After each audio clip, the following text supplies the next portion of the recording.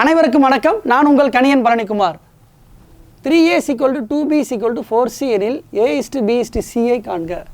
இது வேறு ஒன்றும் இல்லை, a:b:c இதுதான் நமக்கு தேவை.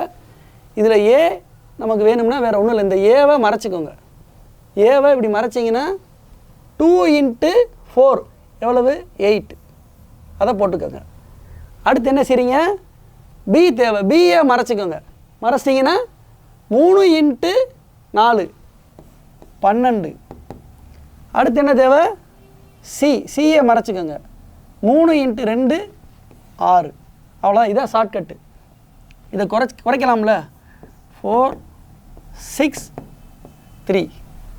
இதுதான்ப்பா இதுக்கு ஆன்சரு. இதுக்கு இன்னொரு மெத்தட் இருக்குது, மீசியம் வச்சு செய்யலாம். இதுக்கு பாருங்கள், மீசியம் எடுத்தீங்கன்னு வச்சுக்கோங்களேன் 12 வரும். அப்படி தானப்பா. இதில் பெரிய நம்பர் என்ன, 4. 4 மடங்கு பார்ப்பீங்க 8. 8 இதில் வகுப்படும், இதில் வகுப்படாது. அப்போ அடுத்தது பார்ப்பீங்க. அப்படி தானப்பா. அப்போ 12 எடுத்தீங்கன்னா என்ன வரும், 3 ஆளையும் வகுப்படும், 2 ஆளையும் வகுப்படும். 12 தான் மீச்சியமை. ஓகேவா.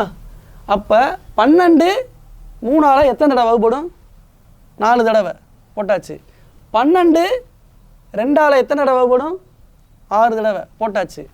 12 4 ஆளை எத்தனை தடவை போடும், 3 தடவை போட்டாச்சு. இது ஒரு ஷார்ட்கட்ப்பா. இந்த 2 மெத்தடில் உங்களுக்கு என்ன மெத்தட் இருக்கோ பிடிச்சதை செய்யுங்க.